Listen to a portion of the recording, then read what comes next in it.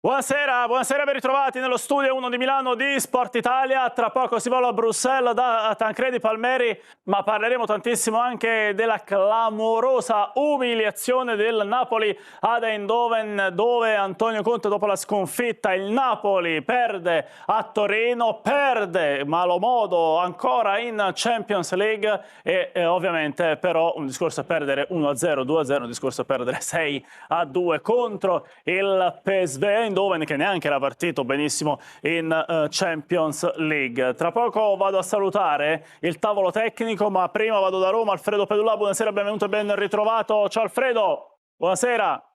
Ciao, buonasera a tutti, buonasera a voi. Buonasera. Poi ovviamente andremo al touch, c'è Luigi Longari. Sì, la rassegna stampa è piuttosto pesante in Olanda con il Napoli. Sì, i titoli sono piuttosto crudi, se vuoi possiamo già cominciare con The Telegraph, che parla di lezione di calcio alla quale è stato invitato il Napoli da parte del tecnico del PSV Eindhoven. Questa è la prima di The Telegraph. Ancora più cruda è invece la prima di AD, che fa riferimento tanto all'Inter quanto al Napoli, ovviamente apertura dedicata al PSV Eindhoven, che fa del Napoli carne da macello addirittura. Questo è il titolo che sceglie AD per parlare della disfatta del Napoli ad Eindhoven. Di contro si fa riferimento all'Inter, che vince grandeggiando sul campo dell'Union Saint-Gilloise a Bruxelles, sempre nei Paesi Bassi, evidentemente subito vicino all'Olanda, ma soprattutto si pone in risalto la grande prestazione dell'olandese Denzel Dumfries, però molto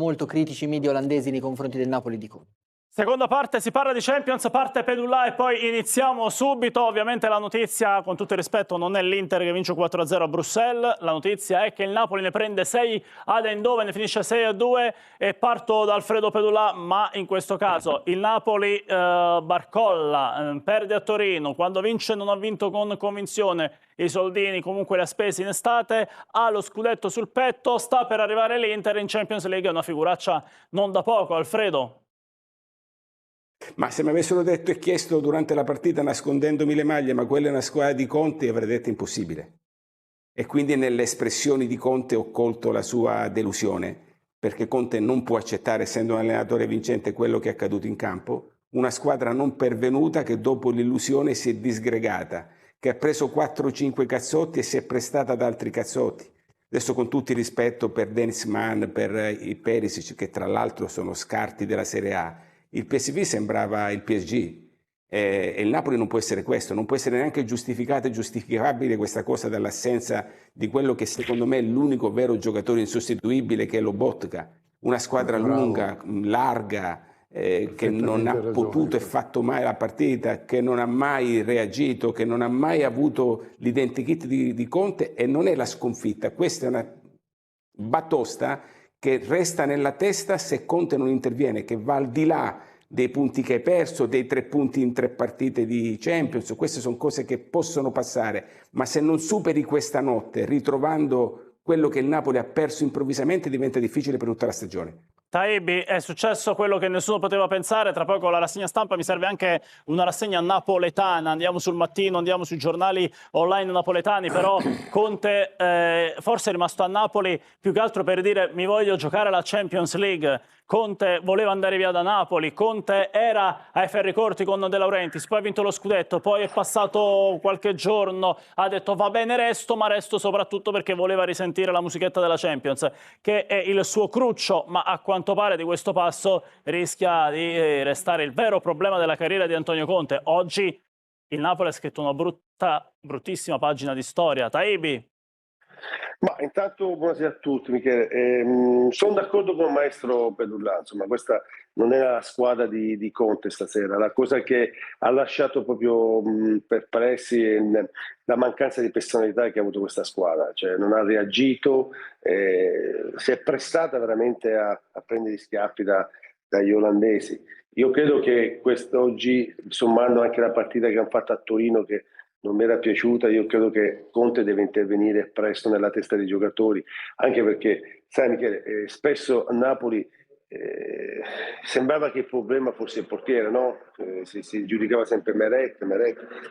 Milinković è un ottimo portiere, però ha dimostrato che il problema del Napoli non è il portiere. Io credo che il Napoli ha un problema in questo momento mentale che deve risolvere immediatamente Conte, altrimenti veramente per il proseguo sarà difficile. Assolutamente. Capuano, poi Zizzari. Guarda, io due discorsi veloci. Le avvisaglie, secondo me, c'erano già state nei primi 20 minuti di Manchester, poi coperti da 80 minuti, i 70 minuti in inferiorità numerica. In Europa si deve giocare un calcio diverso, più evoluto, più offensivo, e il Napoli questo calcio in questo momento non lo possiede. Questa sera è stata una lezione, speriamo che sia una lezione che fa cambiare la testa anche ad Antonio Conte. La seconda cosa che voglio dire è, ancora adesso, poi magari ne parleremo, Conte nel dopo partita torna a dire che è complicato inserire 9 nuovi giocatori in una rosa, sono stati obbligati, la rosa striminzita l'anno scorso, insomma più o meno sempre lo stesso discorso. Allora io ripeto con forza la mia opinione, ma non perché questa sera il Napoli ne ha prese 6. Tra l'altro quarta sconfitta di fila in trasferta, e anche questo è un segnale che deve far riflettere. Il concetto è che la stagione del Napoli, che è stata preceduta da un mercato straordinario che abbiamo tutti applaudito, nel quale Conte è stato accontentato da cima a fondo da un presidente intelligente, visionario e munifico come De Laurentiis, si sta avvitando la stagione, sta raggrinzendo dentro questo racconto che secondo me Conte sta portando dentro tutto l'ambiente, che è sbagliato. Il Napoli è una squadra forte, deve sapere di essere forte, pensare di essere forte, non è più il tempo dei fari spenti, perché i fari spenti non li puoi avere se tu hai vinto il campionato e parti con lo scudetto sul petto. Conte deve, secondo me, cambiare per primo passo lui, e forse anche qualche scelta in campo. Zizzari, poi rassegna stampa. Ma sicuramente il primo a non essere contento è lui. Ogni gol che prendeva era un'espressione di amarezza, di delusione, e evidentemente non rivede la sua identità, non rispecchia la squadra, quello che è il suo pensiero. Ma anche in campionato alla fine quest'anno prestazioni, diciamo, convincenti ancora il Napoli non le ha fatte. Una a Firenze. Firenze forse, sì. Ma io ti faccio una domanda, ma tu nell'atteggiamento di Conte di questa stagione vedi Cazzimma? No, assolutamente e allora come no. fa a trasmetterla al gruppo e all'ambiente? Alfredo, aspetta Alfredo, fai finire un attimo che arrivo subito. Ma no, sicuramente... finisci perché Pedulla è scatenato stasera, vai. No, vai, Alfredo, poi ascoltiamoci, mancherebbe. No, finisci poi intervieni. Ma no, manca proprio, come ha detto anche, cioè la Cazzimma, quell'identità che l'anno scorso dovunque andava dettava legge. Quest'anno non vedo supremazia nelle sue giocate, nel suo pensiero, nella sua squadra. Eppure il mercato l'ha fatto, è stato accontentato e evidentemente manca qualcosa. Alfredo, vai, che no, poi andiamo anche... soltanto aggiungere una cosa.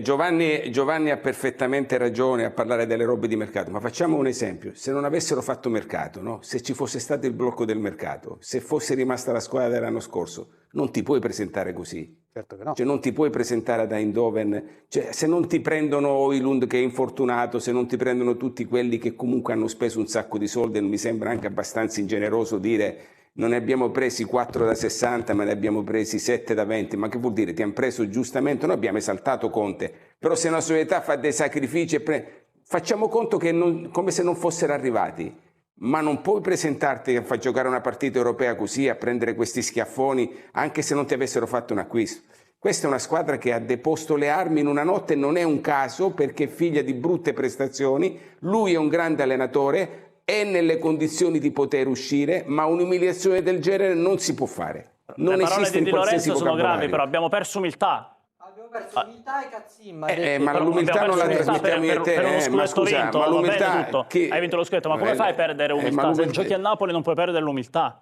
Longari, vai e poi torna tu. Questa è la prima del mattino, no? Per completare la rassegna stampa anche con il quotidiano di riferimento napoletano, che ovviamente è interamente dedicato, nonostante sia un quotidiano generalista, alla disfatta del Napoli. Disastro degli azzurri, non hanno una notte da dimenticare. Poi le parole di Conte: dobbiamo cercare l'alchimia dello scorso anno, con il riferimento al mercato che ci faceva Giovanni poco fa, i 9 nuovi acquisti. Le parole di Di Lorenzo: ci sentiamo fragili, la gente non lo merita, abbiamo perso Cazzimma, ha detto il capitano della squadra. Questo è gravissimo. Conte una cosa del genere è la prima risposta che deve dare alle parole del suo capitano. Alfredo.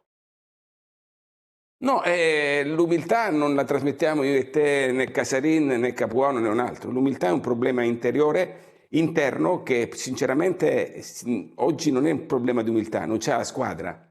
Cioè io non posso pensare che una squadra vada a giocare da Eindhoven perché non è umile. Io penso che una squadra va a giocare ad Eindhoven, perde la partita essendo squadra. Io non posso pensare che questa squadra abbia mollato perché è diventata presuntuosa.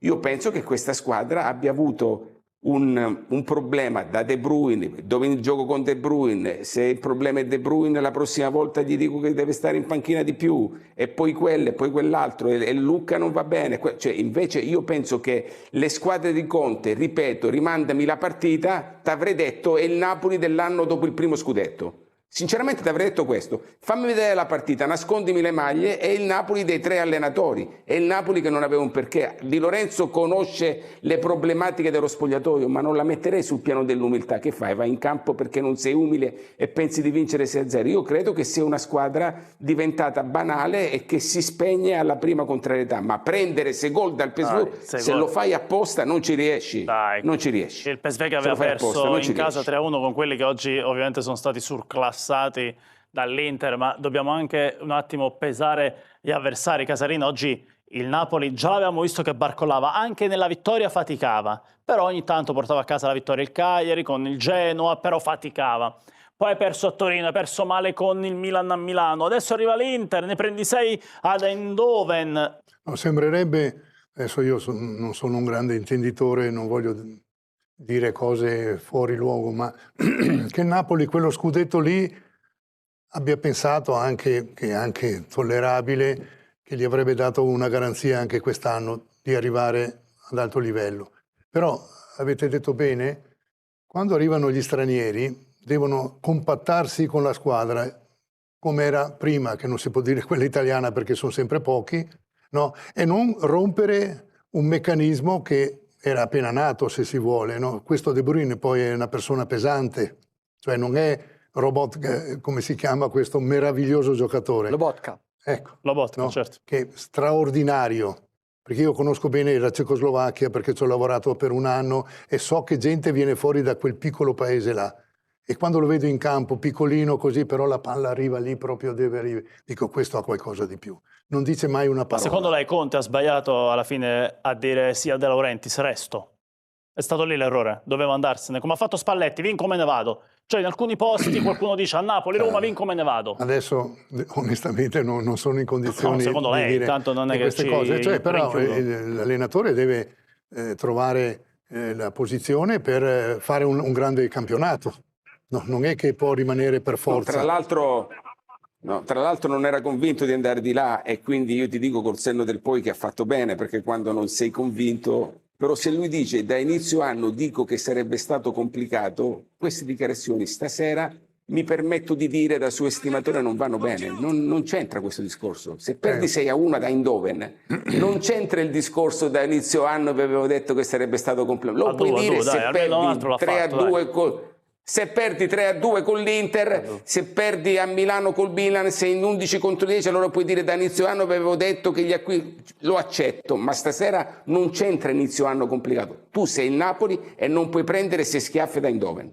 No, Zizzari. Sono d'accordo con Alfredo, cioè non puoi assolutamente. No, ma anche perché vai ad Eindhoven da campione d'Italia, ragazzi. Esatto, non rappresenti più Napoli. Scusami se ti interrompo. Scusami se ti interrompo, 9 nuovi giocatori sono troppi. Antonio, non c'entra. Questa cosa non c'entra, lo dico da suo ammiratore. Non c'è, stasera, non c'entra i 9, ma l'hai avallati. 9 nuovi giocatori sono troppi, sarà un anno complesso. Stasera non c'entra, perché tu stasera, se vai con 18 persone senza alcun acquisto da Eindhoven, non puoi fare questa brutta figura. La spiegazione nella tempistica, mi permetto di dire, stasera da parte di Conte, questa spiegazione per me, da suo grande, è fuori luogo. Non c'entra nulla. Tu hai giocato una partita contro una squadra normale e se tu non hai i 9 acquisti e vai con una squadra organizzata, messa in campo come la mette in campo Conte, la partita la puoi perdere senza fare questa figura. Altre spiegazioni sono arrampicate sugli specchi. Ma tra l'altro, però, non è neanche vero. Ma proprio per il rispetto e per la stima per Antonio Conte, sì, è ora di smetterla. Esatto. Inzaghi, dopo la finale di Istanbul 2023, gli va via mezza squadra. Fate voi l'elenco: Lukaku, Dzeko, Andanovic, Onana, Skriniar, Brozovic, dimentico ancora qualcuno, Hakim, no? rifà mezza squadra, l'anno dopo stravince lo scudetto e dalla giornata numero 1 gioca un calcio organizzato. Non ci sono dubbi. Non è vero. Io credo Alfredo, io credo, sì. Lo dico perché è una mia battaglia. L'ambiente napoletano deve un po' comportarsi da ambiente da grande squadra e spiegare all'allenatore di turno, che è straordinario, perché Conte è un allenatore straordinario, che si deve essere sotto pressione. Lui è dall'inizio dell'anno che va avanti a raccontare la storia di un anno fa, che già traballava secondo me, ma oggi è inadeguata. Io posso aggiungere anche una cosa. Quando lui perse Alfredo, una partita in Champions con l'Inter, perché purtroppo qui Antonio è in fotocopia e dice sempre la stessa cosa. Quando perse una partita in Champions con l'Inter dice ma ragazzi, cosa volete? L'anno scorso Barella giocava nel Cagliari. C'è questa abitudine. No. Ma l'anno scorso Sensi era nel Sassuolo. Ma cosa c'entra? Non c'entra nulla, a parte che Barella l'aveva voluto lui. Ed io ripeto, dico queste cose perché Antonio Conte è un allenatore straordinario, però quando lui becca questa roba in Champions impazzisce, esatto, ma non l'ha detto perché ha detto che sono arrivate 9, sono arrivate 9 di situazioni nuove che però lui ha avallato. E se oggi devi andare ad Eindhoven con nessuno dei 9, non metterla, perché tu hai il controllo della situazione. Devi spiegare una partita sulla figuraccia che fa. Può succedere, ma dammi una spiegazione tecnica. Non mi dare una spiegazione umorale, perché da Antonio Conte, che è uno straordinario interprete, mi aspetto una spiegazione tecnica. Sono d'accordo, Alfredo, su quello che dici. Poi io con Di Lorenzo ci ho giocato a Reggio e è un bravissimo ragazzo. Evidentemente vuole scuotere un po' sto spogliatoio, vuole un po' far capire che l'ambiente Napoli non è semplice.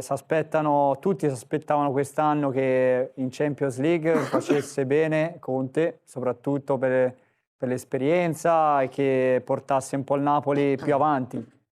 Evidentemente manca tanto, e sono d'accordo con te quando dici il mercato, che inizia a parlare giocatori quella squadra ha preso giocatori da 60 milioni, noi ne abbiamo presi 4 da 20, cioè non gli appartiene quel modo di ragionare. Quindi questo signore qua, scusami, che adesso abbiamo inquadrato, il signor Beukema, che è costato 30 milioni e passa, da marzo l'aveva chiesto. Che facciamo? Diamo la colpa a Beukema che è arrivato? Gli diciamo a Beukema, scusami, torna a Bologna. Ma anche scusa lui... Beukema, prendi domani, anziché da Eindhoven vai direttamente a Bologna, non c'entrano queste spiegazioni. Questo signore qui lo ha voluto lui perché voleva un portiere che sapesse giocare con i piedi, e hanno fatto fuori Meret. Non entro nei dettagli di questa cosa, ma sono tutte richieste dell'allenatore saudita dalla società. Su questo tema, ma che Taibbi, deve fare la società più che dire? Taibbi, poi Casarin, scusa se ti ho interrotto, Taibbi, vai.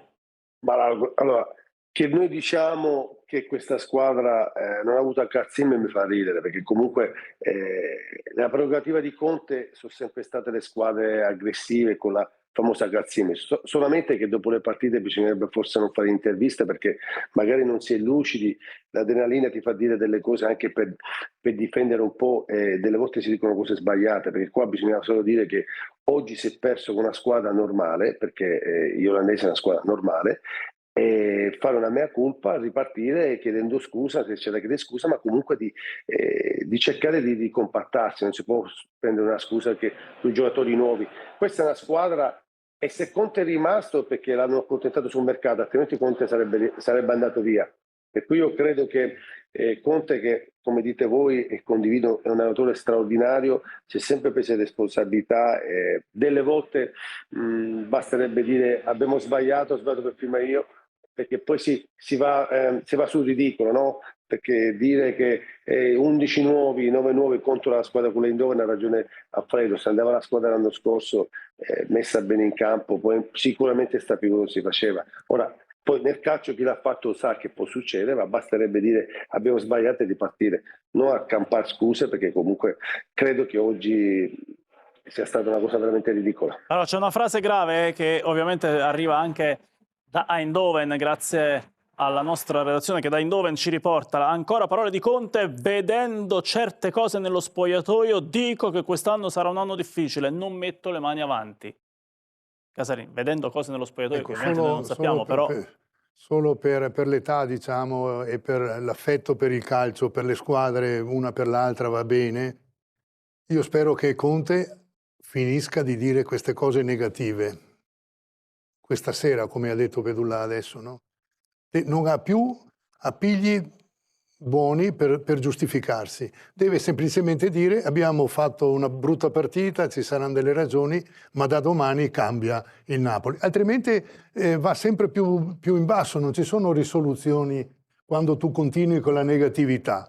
Il calcio ha bisogno di essere positivo, cioè tirar fuori dai giocatori quello che questa sera non è venuto fuori e capire perché. Possono essere stati sbagliati anche alcuni di quegli acquisti, bisogna anche riconoscere quello. Certo. Non è l'unica squadra in Serie A che ha sbagliato tanta roba. C'è anche la Juve, ma oggi non è la serata della Juve, casomai domani facciamo 60 minuti sulla Juve, speriamo di no, speriamo di farli perché avrà vinto a Madrid, però la Juventus è in un altro mare di guai. Casarin ha perfettamente ragione, possono essere stati sbagliati degli acquisti, dobbiamo però ricordare che tutti gli acquisti sono stati avallati al millimetro, non è arrivato un calciatore senza l'avallo tecnico, poi chiaramente sbagliamo tutti, pensi di prendere un centrocampista con determinate qualità e non ti dà quello che avrebbe dovuto darti, pensi di prendere un esterno come questo signore che è un grande calciatore per me, ma non si è inserito, ma tutto è stato fatto su misura. Non è stata fatta un'operazione extra. Il Napoli è l'unica società in Europa, e mi fermo, che è riuscita, dopo aver speso quello che ha speso per Lucca, a prendere Højlund a 50 milioni pochi giorni dopo l'infortunio di Lukaku. E quindi io credo che alla società vada dato questo, e se ha visto delle cose nello spogliatoio, sono sincero, o me le racconti o non me le dici. Ha detto che siamo stati obbligati, che il Napoli è stato obbligato a fare questo mercato. Abbiamo inserito 9 giocatori, sono stati troppi, siamo stati obbligati. Sapevo che sarebbe stato un anno complesso, il livello della Champions è questo, abbiamo tanto da lavorare. Non voglio trovare scuse, ma vedo certe situazioni che mi fanno dire che sarà un anno complesso. C'è da ricreare l'alchimia sapendo che ci sono tante nuove teste, ci vuole tempo per la connessione. Abbiamo fatto mercato perché siamo stati obbligati a farlo. L'anno scorso la rosa era striminzita e siamo stati bravi, ci vuole tempo e pazienza. Ha parlato anche dell'aspetto tattico dicendo: abbiamo iniziato a far convivere i 4 centrocampisti, prima dite che va tutto bene e adesso che va tutto male, ora dite che devo cambiare tatticamente, in questo momento non possiamo avere 2 esterni molto offensivi e non è giusto sacrificare uno dei centrocampisti. Ma come diceva giustamente il direttore Taibi, cioè, è strano che a caldo un Conte e un capitano come Di Lorenzo dicano certe cose. Solitamente si tengono nello spogliatoio, si evita di parlare, anche perché si crea poi, si rischia di fare peggio. Quindi sentire Conte dire che nello spogliatoio non è un bel ambiente, il capitano dire che manca umiltà, cioè evidentemente qualche giochino lì dentro si è rotto, qualcosa si è rotto. Io ho avuto il piacere di conoscere un suo collaboratore che è Tiberio Ancora, quest'anno si è separato dal Napoli ed è stato un suo fedelissimo che se l'è portato al Chelsea, al Lecce, era in nazionale ed era colui che si occupava della nutrizione. A Lecce no, forse? Ma chi? Tiberio Ancora, è un nutrizionista dello staff di Conte. Ma Conte non ha mai allenato il Lecce. No, a Lecce non ha mai allenato. No, al Chelsea. Forse a Bari. A Bari, a esatto. Lecce ci va a salutare mamma e papà. Sì, diciamo che alla fine si è separato, non si capisce per quale motivo, ed è stato un suo fedelissimo. Quindi qualcosa fin da subito si è rotto lì, non si sa cosa possa essere successo. Non lo sappiamo, adesso vediamo, poi si possono io dico una cosa, perché dice tra le cose, dice passeggia. Il livello della Champions è questo. Però io faccio cronaca. In campionato, quindi leviamo il livello della Champions che evidentemente è troppo alto. In campionato il Napoli ha fatto una grande partita a Firenze. Ha vinto il 96esimo in casa col Cagliari. Ha vinto una partita discutibile per le questioni arbitrali in casa con il Pisa. Ha vinto dovendo rimontare con il Genoa. Ha perso a San Siro, pur essendo rimasto per un tempo in 11 contro 10. E ha perso a Torino contro una squadra che quest'anno è oggettivamente in questa fase debole, in crisi, fragile, fa una buona partita, una disastrosa e così via. E i problemi ci sono anche in campionato. Non c'è il livello della Champions. Il Napoli a me il Napoli trasmette dall'inizio questa sensazione qui. È una squadra depressa, bloccata. È una squadra come piatta, come se non avesse nessuna c'è consapevolezza del suo valore e della sua forza. Allora, siccome dobbiamo andare a Bruxelles, Alfredo non... Amici del Napoli, ben trovati sul canale. Prima di cominciare, fatemi una domanda diretta. Avete visto il dibattito in TV dopo la disfatta del Napoli contro il PSV? Cosa ne pensate dell'analisi che hanno fatto? Siete d'accordo o pensate che si stia esagerando con le critiche? Scrivetelo subito nei commenti, perché oggi ne parliamo senza peli sulla lingua. Perché sì, quella di Eindhoven non è stata una semplice sconfitta, è stata una mazzata, un crollo totale, una di quelle notti europee che ti restano addosso. Il Napoli è stato travolto 6-2 dal PSV, in una gara che ha messo a nudo limiti tecnici, tattici e mentali. E dopo il fischio finale, Antonio Conte si è presentato davanti alle telecamere di Sky Sport con lo sguardo di chi ha capito che è arrivato il momento di mettere tutti davanti alle proprie responsabilità. Niente giri di parole, niente scuse. Serate del genere non capitano mai per caso, ha detto Conte. Secondo me 9 giocatori nuovi sono troppi. L'ho detto dall'inizio, sarà un'annata complessa. Lo vedo ogni giorno in allenamento.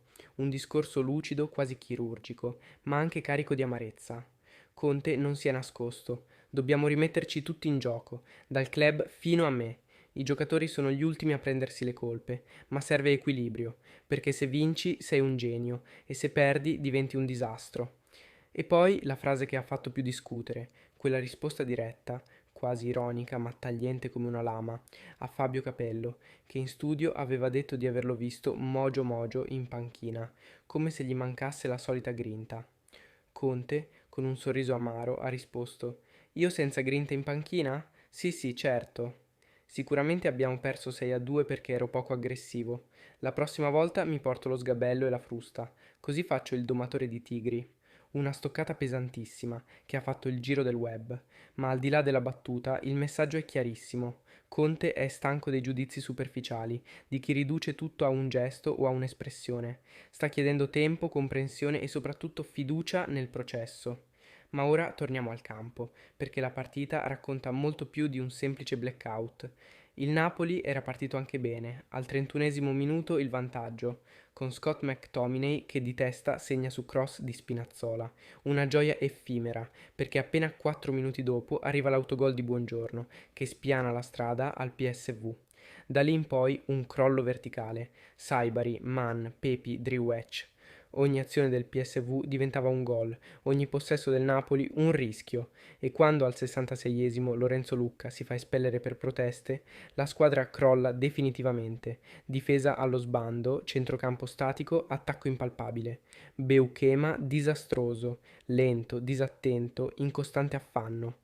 I tifosi sui social lo hanno letteralmente travolto, indecente, inguardabile, non sembra neanche lo stesso giocatore visto a Bologna. E Conte infatti l'ha tolto nel secondo tempo insieme a Gilmour e Spinazzola. Ma non è solo un problema di singoli, Conte lo ha detto chiaramente, troppi nuovi insieme. E ha ragione, perché il calcio è chimica, è equilibrio, è tempo. Il Napoli di oggi è un cantiere aperto, con giocatori che devono ancora imparare a muoversi da squadra. Si è passati da un gruppo consolidato come quello del tricolore a una formazione nuova, in cerca di identità. Eppure c'è un concetto che il mister ha ribadito più volte: l'equilibrio. Un gol e diventi un fenomeno, non segni e diventi una pippa. Questa è l'Italia. Una frase che dice tutto. Conte sta cercando di proteggere la squadra, soprattutto i più giovani. Sa che la pressione in una piazza come Napoli può diventare insostenibile.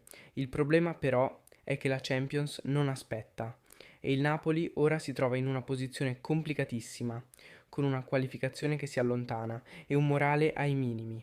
Eppure, dentro la rabbia di Conte, io vedo anche un segnale. Non ha mai parlato di resa, ma di responsabilità. Ha messo se stesso davanti a tutto, ha chiesto ai giocatori di crescere e alla società di sostenere il percorso.